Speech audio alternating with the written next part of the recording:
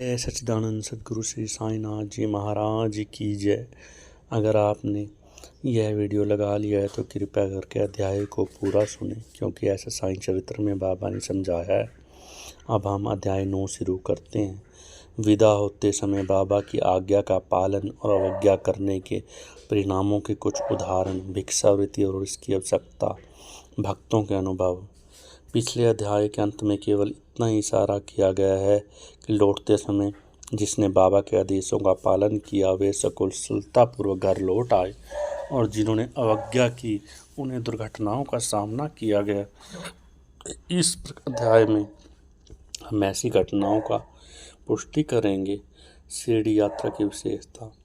शिरडी यात्रा की एक विशेषता यह है कि बाबा की आज्ञा के बिना कोई भी शिरडी नहीं आ सकता और ना ही शिरडी से जा सकता है, और यदि किसी ने ऐसा किया भी तो मानो उसे अनेक कष्टों को निमंत्रण दे दिया। परंतु यदि किसी को शिरडी छोड़ने की आज्ञा बाबा से मिल गई तो फिर उसका वहाँ रहना हो ही नहीं सकता। जब भक्तगण लौटने के लिए बाबा को प्रणाम करने जाते थे तो बाबा उन्हें कुछ आदेश दिया करते थे जिनका पालन अति आवश्यक था। यदि इन आदेशों की अवज्ञा कर कोई लौट गया तो निश्चय ही उसे किसी न किसी दुर्घटना का सामना करना पड़ता था। ऐसे कुछ उदाहरण यहाँ दिए जा रहे हैं। तात्या खोते पाटिल। एक समय तात्या खोते पाटिल टांगे में बैठकर कोपर गांव के बाजार जा रहे थे। वे जल्दी मस्जिद में आए और बाबा को नमन किया और कहा कि मैं कोपर गांव के बाजार जा रहा हूँ। बाबा ने कहा, जल्दी ना करो, थोड़ा ठहर जाओ, बाजार मत जाओ आज, और गाँव के बाहर भी मत जाओ।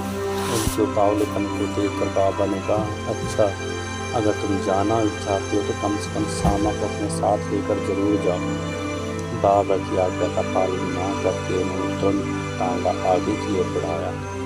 टांगे के 2 घोड़ों में से एक घोड़ा, जो अति चंचल और द्रुतगामी था, रास्ते में सावली विहीर ग्राम पार करने के पश्चात वह बहुत तेज दौड़ने लगा। अचानक ही उसकी कमर में मोच आ गई और वह घोड़ा वहीं गिर पड़ा। यद्यपि तात्या को अधिक चोट तो ना आई, परंतु उसे अपने माँ साईं बाबा के आदेशों की याद अवश्य हो आ गई। एक अन्य अवसर पर कोलार ग्राम को जाते हुए भी उन्होंने बाबा के आदेशों की अवज्ञा की थी। ऊपर घर्णित घटना के समान ही दुर्घटना में उनको सामना करना पड़ा। एक समय मुंबई के एक यूरोपियन महाशय नाना साहब चंदौरकर से परिचय पत्र प्राप्त कर किसी विशेष कार्य से शिरडी आए। उन्हें एक आलीशान तंबू में ठहराया गया। वे तो बाबा के समक्ष नत होकर कर कमलों का चुंबन करना चाहते थे। इसी कारण उन्होंने 3 बार मस्जिद की सीढ़ियों पर चढ़ने की कोशिश की, परंतु बाबा उन्हें अपने समीप नहीं आने दे रहे थे। उन्हें आंगन में ही ठहरने और वहीं से दर्शन करने की आज्ञा मिली। इस विचित्र स्वागत से अप्रसन्न होकर उन्होंने शीघ्र ही शिरडी से जाने का विचार किया और विदा लेने हेतु वहां आए। बाबा ने उन्हें जल्दबाजी ना करने की राय दी और दूसरे दिन जाने को कहा। अन्य भक्तों ने भी उनसे बाबा के आदेश का पालन करने की प्रार्थना की, परंतु वे सबकी उपेक्षा कर तांगे में बैठकर रवाना हो गए। कुछ दूर तक तो घोड़े ठीक ठाक चले, परंतु सावली विहीर नामक गांव पार करने पर एक साइकिल उनके सामने आ गई, जिसे देखकर घोड़े बहुत डर गए और बहुत तेज गति से दौड़ने लगे। फलस्वरूप टांगा उलट गया और वो हाथ से नीचे लुढ़क गए और कुछ दूर तक टांगे के साथ घसीटते चले गए। लोगों ने तुरंत ही दौड़कर उन्हें बचा लिया, परंतु उन्हें बहुत अधिक चोट आ गई, जिसके कारण उन्हें कोपर गांव के अस्पताल में भर्ती किया गया। इस घटना से भक्तों ने शिक्षा ग्रहण की कि जो भी बाबा के आदेशों का अवहेलना करते हैं उन्हें किसी न किसी प्रकार की दुर्घटना का शिकार होना ही पड़ता है, और जो आज्ञा का पालन करते हैं वे सुकुशल एवं सुखपूर्वक घर पहुंच जाते हैं। भिक्षावृत्ति की आवश्यकता। अब हम भिक्षावृत्ति के प्रश्न पर विचार करेंगे। संभव कुछ लोगों के मन में संदेह उत्पन्न हो, जब बाबा इतने श्रेष्ठ पुरुष थे तो उन्हें आजीवन भिक्षावृत्ति पर क्यों निर्वाह किया। इस प्रश्न के 2 दृष्टिकोणों के समक्ष रखकर हल किया जा सकता है। पहला दृष्टिकोण, भिक्षावृत्ति पर निर्वाह करने का अधिकारी कौन है। शास्त्रों के अनुसार 3 मुख्य शक्तियाँ कामने, कांचन और कृति का त्याग कर आसक्ति मुक्त हो संन्यास ग्रहण कर लिया हो, जिसने वे ही भिक्षावृत्ति कर उत्तराधिकारी हैं, क्योंकि वे अपने गृह में भोजन तैयार करने का प्रबंध नहीं कर सकते, अतः उन्हें भोजन कराने का भार गृहस्थों पर ही है। श्री साईं बाबा ना तो गृहस्थ थे, ना वानप्रस्थ थे, वे तो बाल ब्रह्मचारी थे। उनकी यह दृढ़ भावना थी कि विश्व ही मेरा घर है, मैं तो स्वयं ही भगवान वासुदेव पालनकर्ता तथा पार ब्रह्म थे। अंत में भिक्षा उपार्जन के वे पूर्ण अधिकारी थे। दूसरा दृष्टिकोण पंचसूना, 5 पाप और उनका प्रायश्चित। सबको यह पता है कि भोजन सामग्री रसोई बनाने के लिए गृहस्थ आश्रमों को 5 प्रकार की क्रियाएं करनी पड़ती है। पीसना, दलना, बावड़ी से पानी निकालना, मांजना और धोना और चूल्हा सुलगाना। इन क्रियाओं के परिणाम स्वरूप अनेक कीटाणु और इनके जीवन होता है और इस प्रकार गृहस्थियों को पाप लगता है। इन पापों को प्रायश्चित स्वरूप शास्त्रों ने 5 प्रकार के योग करने की आज्ञा दी है।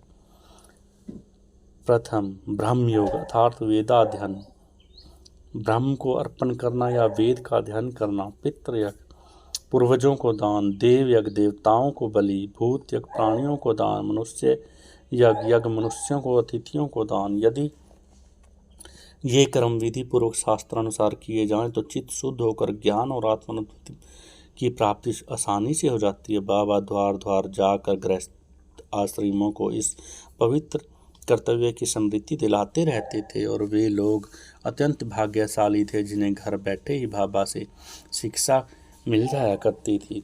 भक्तों के अनुभव। अब हम अन्य मनोरंजक विषयों का वर्णन करते हैं। भगवान कृष्ण ने गीता में कहा है, जो मुझे भक्ति पूर्वक केवल एक पत्र, फूल, फल या जल भी अर्पण करता है तो मैं उस शुद्ध अंतकरण वाले भक्त के द्वारा अर्पित की गई वस्तु को सहर्ष स्वीकार कर लेता हूँ। यदि भक्त सचमुच में श्री साईं बाबा को कुछ भेंट देना चाहता था और बाद में यदि उसे अर्पण करना वह भूल भी गया तो बाबा उसे या उसके मित्र द्वारा भेंट की याद दिलाते थे और भेंट देने वाले के लिए कहते थे, भेंट प्राप्त करके उसे आशीर्वाद देते थे। नीचे कुछ उदाहरण इसी के दिए हुए हैं। श्री रामचंद्र आत्माराम उपनाम बाबा साहब तरखट पहले प्रार्थना समाजी थे, तथापि वे बाबा के परम भक्त थे। उनकी स्त्री और पुत्र तो बाबा के एक निष्ठ भक्त थे। एक बार उन्होंने ऐसा निश्चय किया कि पुत्र एवं उसकी माँ ग्रीष्मकाल की छुट्टियां शिरडी में ही बिताएंगे, परंतु पुत्र बांद्रा छोड़ने को सहमत ना हुआ। उसे डर था कि कहीं बाबा का पूजन घर में विधि पूर्वक ना हो सकेगा, क्योंकि पिताजी तो प्रार्थना समाजी हैं और संभव है कि वे श्री बाबा के पूजन आदि का उचित ध्यान ना रखे। परंतु बाबा के द्वारा पिता के आश्वासन देने के पर कि पूजन यथाविधि ही करूँगा मैं, माँ और पुत्र ने एक शुक्रवार की रात्रि को शिरडी को प्रस्थान कर दिया। दूसरे दिन शनिवार को श्रीमान तरखंड ब्रह्म मुहूर्त में उठे और स्नान आदि कर पूजन प्रारंभ करने से पूर्व बाबा के समक्ष दंडवत प्रणाम कर बोले, हे सदगुरु साईनाथ जी, मैं ठीक वैसे ही आपका पूजन करूँगा जैसा कि मेरा पुत्र करता रहा है, परंतु कृपा कर इसे शारीरिक परिश्रम तक ही सीमित ना रखना। ऐसा कहकर उन्होंने पूजन प्रारंभ कर दिया और मिश्री का भोग अर्पित किया, जो दोपहर के समय प्रसाद के रूप में बांट दिया जाता था। उस दिन की शाम अगला दिन का दिन इतवार भी निर्विघ्न व्यतीत हो गया। सोमवार को उन्हें ऑफिस जाना था, परंतु वह दिन भी निर्विघ्न निकल गया। श्री तरखंड ने इस प्रकार अपने जीवन में कभी पूजा ना की थी। उनके हृदय को अति संतोष हुआ और वह पुत्र को दिए वचनानुसार पूजा यथाक्रम संतोषपूर्वक कर रहे थे। अगले दिन मंगलवार को सदा की भांति उन्होंने पूजा की और ऑफिस को चले गए। दोपहर को घर लौटने के पश्चात जब वे भोजन करने बैठे तो थाली में प्रसाद ने देखकर उन्होंने अपने रसोइये से इस संबंध में प्रश्न किया। उसने बताया कि आज भूल से वे नैवेद्य अर्पण करना भूल गए। यह सुनकर वे तुरंत उठे और आसन छोड़कर वे बाबा को दंडवत कर क्षमा याचना करने लगे। बाबा से उचित पथ प्रदर्शन न करने तथा पूजन को केवल शारीरिक परिश्रम तक ही सीमित रखने के लिए उल्हाना देने लगे।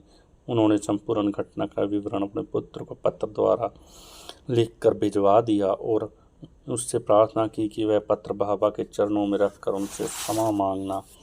यह घटना बांद्रा में लगभग दोपहर को हुई थी। उसी समय शिरडी में जब दोपहर की आरती प्रारंभ होने वाली थी तो बाबा ने श्रीमती तरखंड से कहा, माँ, मैं कुछ भोजन पाने के विचार से तुम्हारे घर बांद्रा गया था।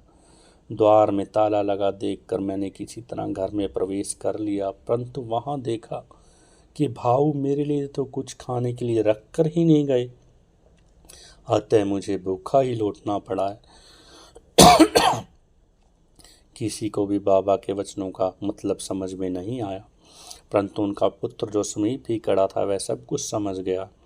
बांद्रा में पूजन में जो कुछ त्रुटि हो गई थी, इसलिए वह बाबा से लौटने की अनुमति मांगने लगा, परंतु बाबा ने आज्ञा ना दी और वही पूजन करने का आदेश दिया। उनके पुत्र ने शिरडी में जो कुछ हुआ उसे पत्र को लिखकर पिता को भेजा और भविष्य में पूजन में सावधानी बरतने की विनती की। दोनों पत्र डाक द्वारा एक दूसरे को मिले। क्या यह घटना आश्चर्यपूर्वक नहीं है? श्रीमती तरखंड एक समय श्रीमती तरखंड ने 3 वस्तुएं अर्थात बैंगन का भरथा, काचार्य, बैंगन के गोल घी में तले हुए टुकड़े और पेड़ा बाबा के लिए भेजी। बाबा ने उन्हें किसी प्रकार स्वीकार किया। अब यह देखो, बांद्रा के श्री रघुवीर भास्कर पुरंदरे बाबा के परम भक्त एक समय में शिरडी जा रहे थे। श्रीमती तरखंड ने श्रीमती पुरंदरे को 2 बैंगन दिए और उनसे प्रार्थना की कि वे शिरडी पहुंचने पर एक बैंगन का भुर्ता और दूसरे का काचार्य बनाकर बाबा को भेंट कर दे। शिरडी पहुंचने पर श्रीमती पुरंदरे भर्ता लेकर मस्जिद गई। बाबा उस समय भोजन करने ही बैठे थे। बाबा को वह भुर्ता बहुत स्वादिष्ट लगा, इस कारण उन्होंने थोड़ा थोड़ा सभी को बांट दिया। इसके पश्चात ही बाबा ने काचार्य लाने को कहा। राधा कृष्ण माई के पास संदेशा भेजा गया कि बाबा काचार्य मांग रहे हैं, तो वे बड़ी असमंजस में फंस गई कि अब क्या करना चाहिए। बैंगन की तो अभी मौसम भी नहीं है। अब यह समस्या उत्पन्न हुई कि बैंगन किस प्रकार उपलब्ध हो। जब इस बात का पता लगाया कि बैंगन कौन लाया था, बैंगन का भरथा किसने बनाया था, तब ज्ञात हुआ कि बैंगन श्रीमती पुरंदरे लाई थी तथा उन्हें ही काचार्य बनाने का कार्य सौंपा गया। अब प्रत्येक को बाबा की इस पूछताछ का अभिप्राय पता चल गया और सभी को बाबा की सर्वज्ञता पर महान आश्चर्य हुआ। श्री गोविंद बालाराम मानकर शिरडी जाकर वहां अपने पिता की अंत्योष्टि क्रिया करना चाहते थे। प्रस्थान करने से पूर्व वे श्रीमती तरखंड से मिलने आए। श्रीमती तरखंड ने बाबा के लिए कुछ भेंट शिरडी भेजना चाहती थी। उन्होंने पूरा घर छान मारा, परंतु केवल एक पेड़े के अतिरिक्त कुछ ना था। वह पेड़ा भी पहले भगवान को अर्पित किया हुआ भोजन ही था। बालक गोविंद ऐसी परिस्थिति देखकर रोने लगे, परंतु फिर भी अति प्रेम के कारण वही पेड़ा बाबा के लिए उन्होंने भेज दिया। उन्हें पूर्ण विश्वास था कि बाबा उसे अवश्य स्वीकार कर लेंगे। शिरडी पहुंचने पर गोविंद मानकर बाबा के दर्शनार्थ गए, परंतु वहां वह पेड़ा ले जाना भूल गए। बाबा यह सब चुपचाप देखते रहे, परंतु जब शाम को भी बिना पेड़ा लिए वह पहुंचे तो बाबा चुप ना रह सके और उन्होंने उससे पूछा, तुम मेरे लिए क्या लाए हो? उन्होंने उत्तर दिया, कुछ भी नहीं। बाबा ने फिर दोबारा प्रश्न किया और वही उत्तर मिला, कुछ भी नहीं। फिर बाबा ने बिल्कुल साफ साफ शब्दों ने उससे कहा, क्या तुमको माँ श्रीमती तरखंड ने चलते टाइम पेड़ा नहीं दिया? अब उसे याद हो आई और वह बहुत शर्मसार हुआ और बाबा से माफ़ी मांगने लगा। वह भाग कर वापस अपने कमरे पर गया और पेड़ा लाकर बाबा के सम्मुख रख दिया। बाबा ने तुरंत ही पेड़ा खा लिया। इस प्रकार श्रीमती तरखंड की भेंट बाबा ने स्वीकार कर ली। भक्त मुझ पर विश्वास करता है, इसलिए मैं स्वीकार कर लेता हूँ। यह भगवत वचन सिद्ध हुआ। एक समय तरखंड शिरडी आई हुई थी। दोपहर का भोजन प्राय लगभग तैयार ही था और थालियां परोसी जा रही थी। उसी समय वहां एक भूखा कुत्ता आया और भौंकने लगा। श्रीमती तरखंड उठी और उन्होंने रोटी का टुकड़ा कुत्ते को डाल दिया। कुत्ता बड़ी रुचि के साथ उसे खा गया। शाम के समय जब वे मस्जिद में द्वारका माई में जाकर बैठी तो बाबा ने उनसे कहा, माँ, मेरी माँ, आज तुमने मुझे बड़े प्रेम से खिलाया है। मेरी भूखी आत्मा को बड़ी सांत्वना मिली। सदैव ऐसे ही करती रहा करो, तुम्हें कभी न कभी इसका उत्तम फल अवश्य प्राप्त होगा। इस मस्जिद में बैठकर मैं कभी असत्य नहीं बोलूँगा। सदैव मुझ पर ऐसा ही अनुग्रह करती रहो। पहले भूखों को भोजन कराओ, बाद में तुम खुद खाया करो।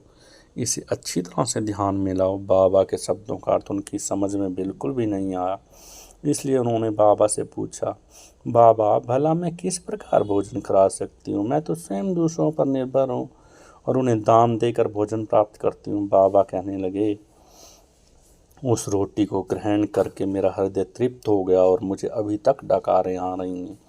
भोजन करने से पूर्व जो तुमने कुत्ता देखा था, जिसे तुमने रोटी खिलाई, वह यथार्थ में मेरा ही स्वरूप था। और इसी प्रकार अन्य प्राणी, बिल्लियाँ, सूअर, मक्खियाँ, गायें, गोपी इत्यादि मेरे ही स्वरूप हैं। मैं ही उनके आकारों में डोल रहा हूँ। जो सब प्राणियों में मेरा दर्शन करता है वह मुझे अत्यंत प्रिय है। इसलिए द्वैत या भेदभाव भूल कर तुम मेरी सेवा किया करो। इस अमूल्य अमृत तुल्य उपदेश को ग्रहण कर वे द्रवित हो गई और उनकी आंखों से आंसुओं की धारा बहने लगी। गला रोंद गया, उनके हर्ष का पारावार ना रहा। समस्त प्राणियों में ईश्वर दर्शन करो, यही इसी अध्याय की शिक्षा है। उपनिषद, गीता और भागवत में भी यही उपदेश है कि ईशावसा नियंदम सर्वम, सब प्राणियों में ही ईश्वर का वास है, उसका प्रत्यक्ष अनुभव करो। अध्याय के अंत में बताई गई घटना तथा अनेक घटनाएं जिनका लिखना अभी भी शेष है, स्वयं बाबा ने प्रत्यक्ष उदाहरण देकर प्रस्तुत कर दिखाया है कि किस प्रकार उपनिषदों की शिक्षा को आचरण में लाना चाहिए। इस प्रकार श्री साईं बाबा शास्त्र ग्रंथों की शिक्षा दिया करते थे। सद्गुरु साईनाथम पूर्णमस्तु। शुभम भवतु। नौवाध्याय समाप्त। जय सच्चिदानंद सद्गुरु श्री साईनाथ जी महाराज की जय।